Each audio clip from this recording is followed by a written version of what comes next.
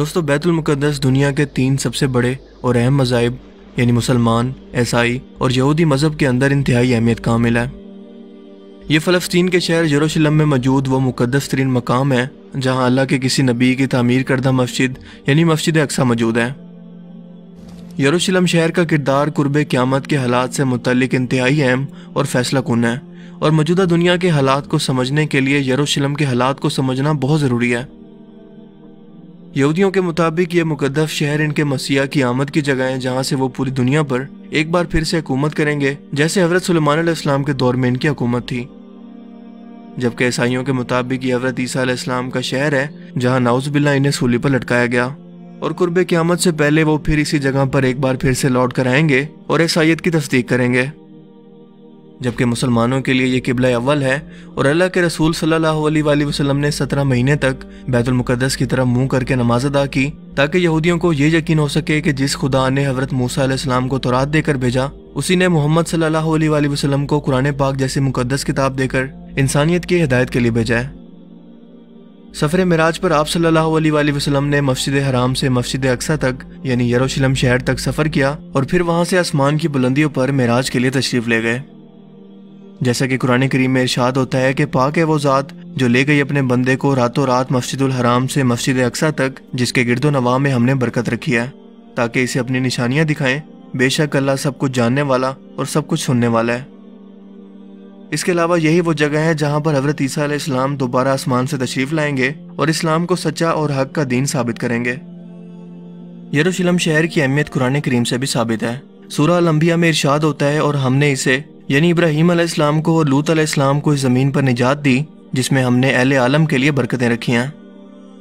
حضرت ابراہیم علیہ السلام نمرود کی آگ سے نجات پانے کے بعد اپنے بھتیجے لوط علیہ السلام کے ساتھ عراق سے بیت المقدس کی طرف روانہ ہوئے، اور یہیں سے حضرت ابراہیم علیہ السلام اللہ کے حکم سے مکہ مکرمہ پہنچے، جہاں آپ نے اپنے بیٹے حضرت اسماعیل علیہ السلام کے ساتھ مل کر بیت اللہ کو پھر سے تعمیر کیا۔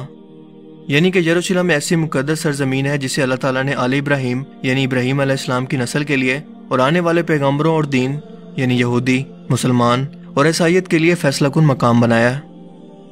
کیونکہ ظاہر ہے کہ ان تینوں مذاہب میں سے سچا تو کوئی ایک ہی ہو سکتا ہے، اور یہی کردار قرب قیامت سے پہلے یروشلم کو ادا کرنا ہے۔ یعنی یہ شہر قرب قیامت سے پہلے صرف ایک دین کو سچ اور حق ثابت کرے گا، اور اسی لیے اس قدر اہمیت تینوں مذاہب کے اندر ہے۔ یروشلم ایک قدیم شہر ہے اور تقریباً 4000 سال پرانی تاریخ رکھتا ہے۔ یہ 2 مرتبہ مکمل طور پر تباہ ہوا۔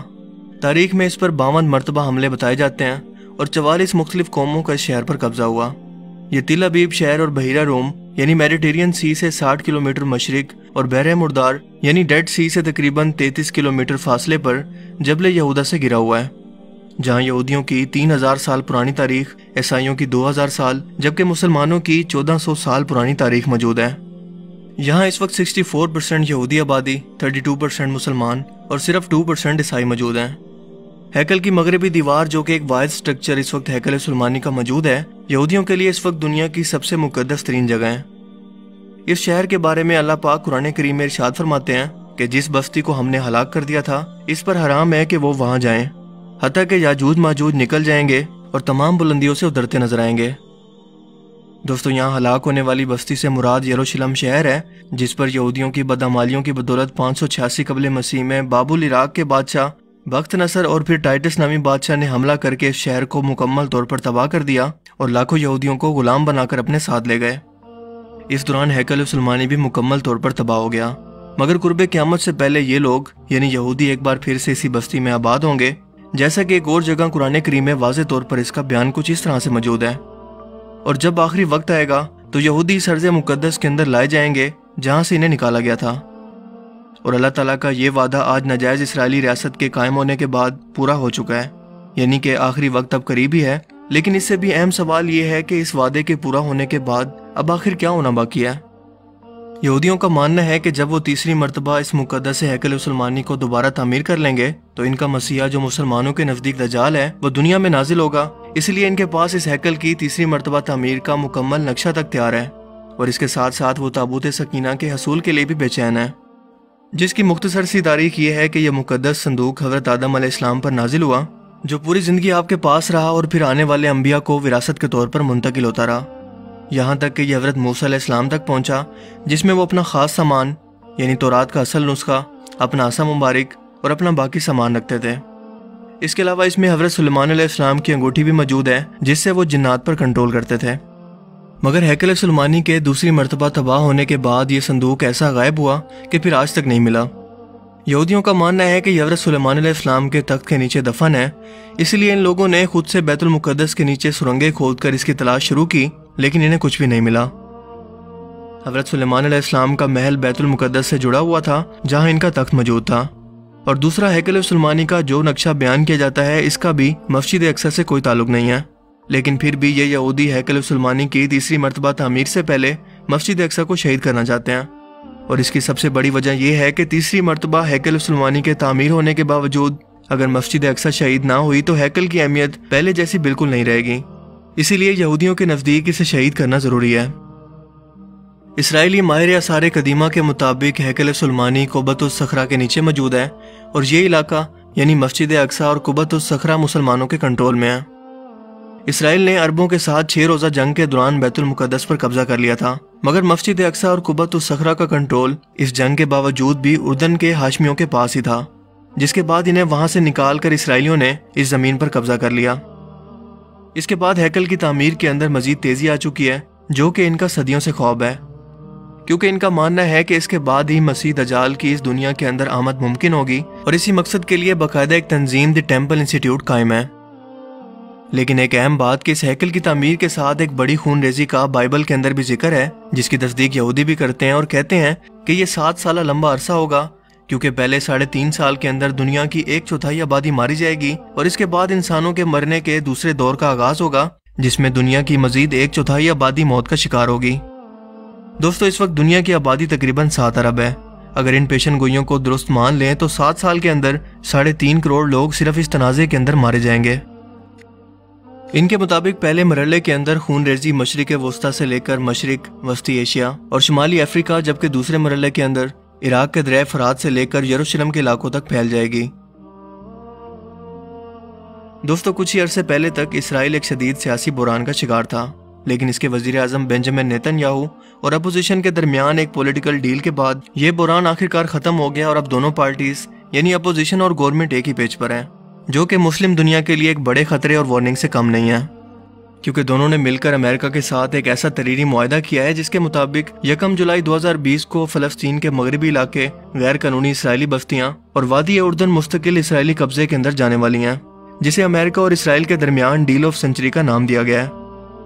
اس کے مطابق جون کے بعد اسرائیلی فوج یروشلم اور مغربی کنارے کے گرد اپنی پوزیشنیں سنبھال لیں گی، اور 1 جولائی سے ان علاقوں پر اسرائیل مستقل ان علاقوں کا اپنے ساتھ الحاق کا اعلان کرے گا، اور یہ کوئی خفیہ پلاننگ نہیں ہے، بلکہ اس منصوبے کو تحریری شکل دے کر اور دستخط کر کے دنیا کے سامنے پیش کر دیا گیا ہے، جو مسلمانوں کے لیے، عالمی اداروں اور انسانی حقوق کی تنظیموں کے لیے کھلا چیلنج ہے۔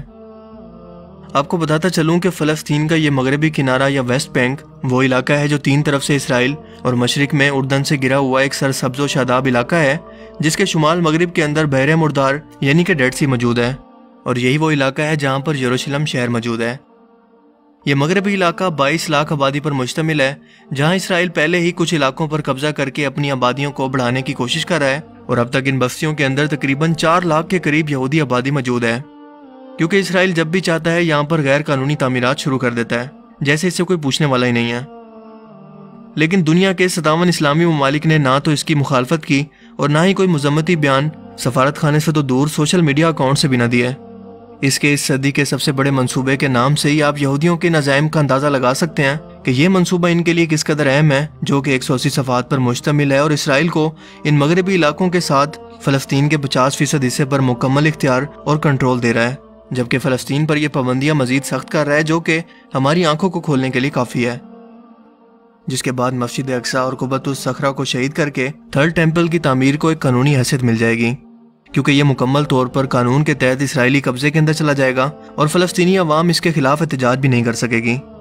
اس منصوبے کے تحت یہاں پر 30 بستیاں، 8 غیر قانونی پورٹس اور کئی قصبے تعمیر کیے جائیں گے، جبکہ عالمی برادری کا اگر کوئی سخت رد عمل آیا بھی تو اس معاہدے کے مطابق امریکہ اسے کنٹرول کرے گا، اور ہوا میں گھومتے ہوئے ہیلی کاپٹر ہر لمحہ مجاہدین کی معلومات اور ان کی نقل و حرکت کو نوٹ کر رہے ہیں، تاکہ وقت آنے پر یہ شدید رد عمل اور اچانک حملہ کر سکیں۔ لیکن مسلمان حکمرانوں نے تو جیسے چپ کا روزہ رکھ رکھا ہے، سوائے ترکی کے کسی کو بھی اس پر مذمتی بیان تک دینے اور سخت موقف اپنانے کی جرت نہیں ہوئی، جبکہ اس وقت اس غیر قانونی اور غیر انسانی آبادکاری کو روکنے کے لیے پوری دنیا کے سامنے اسے اجاگر کرنا انتہائی ضروری ہے، تاکہ پوری امت مسلمہ اکٹھے ہو کر اس پر واضح اور سخت موقف کو اپنا سکے۔ اسرائیل کو سفارتی اور تجارتی بائیکاٹ کی دھمکی دے کر فلسطینیوں کی ہر ممکن مدد کی جائے، ورنہ فلسطین پر ہونے والے ظلم کے اندر اور قتل میں ہم مسلمان بھی شامل ہوں گے۔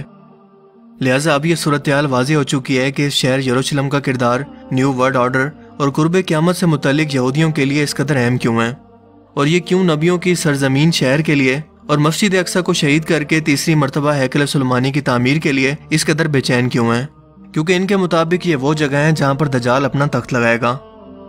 یروشلم آدھا ہی پہلے چھینا جا چکا ہے، اور اگر مغربی کنارے سے بھی یہ اسرائیل کا حصہ بن گیا تو نہ صرف اسرائیلی روحانی طور پر مزید طاقتور ہو جائیں گے، بلکہ ان کے حوصلے بھی نیو ورلڈ آرڈر کے لیے اور مضبوط ہو جائیں گے، اور ہم لوگ ہمیشہ کی طرح صرف مذمتی بیان دیتے رہ جائیں گے، جیسا کہ ماضی کے اندر ہوتا آ رہا ہے کہ اسلامی ممالک سے اس مسئلے کی توجہ ہٹانے کے لیے اسرائیل ہر بار ان اسلامی ممالک کے اندر انتشار پھیلا کر انہیں اپنے ہی مسئلوں کے اندر الجھانے کی کوشش کرتا ہے، تاکہ ان کی بیت المقدس کے معاملے پر کبھی توجہ جا ہی نہ سکے، اور اب کی بار بھی یقیناً ایسا ہی ہوگا۔ لہٰذا ہمیں اپنی آنکھیں کھلی رکھنے کی ضرورت ہے،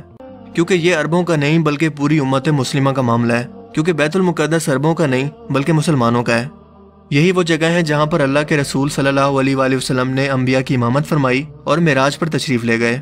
اسی جگہ پر حضرت عیسیٰ علیہ السلام کو آسمان پر اٹھایا گیا، اور اللہ کے رسول صلی اللہ علیہ وآلہ وسلم نے اپنی وفات سے قبل بیت المقدس کی آزادی کے لیے ایک بڑا لشکر خود سے تیار کر کے بھیجا، کیونکہ اس سرزمین کو حق و باطل کا آخری مارکا تیار کرنا ہے۔ دوستو، میں نے تمام حقائق آپ کے سامنے رکھ دی ہیں، آپ کو آگاہ کر دیا، لیکن اب یہ آپ کی ذمہ داری ہے کہ آپ اس پیغام کو کتنا آگے پھیلاتے ہیں، تاکہ ہمارے حکمران طبقے تک یہ بات پہنچے اور وہ اس کے خلاف کوئی سخت اور واضح رد عمل اپنائیں، اور وہ پہلے کی طرح مذمتی بیان دے کر اسے جان نہ چھڑوائیں بلکہ اس پر عملی ایکشن لیں۔ باقی آپ اس بارے میں کیا سوچتے ہیں؟ اپنی قیمتی رائے کا اظہار کمنٹ سیکشن میں ضرور کیجیے گا۔ اب میں ملوں گا آپ سے ایک نئی انٹرسٹنگ ویڈیو میں، تب تک کے لیے اپنا بہت سا خیال رکھیے گا۔ Thanks for watching this video. Allah حافظ۔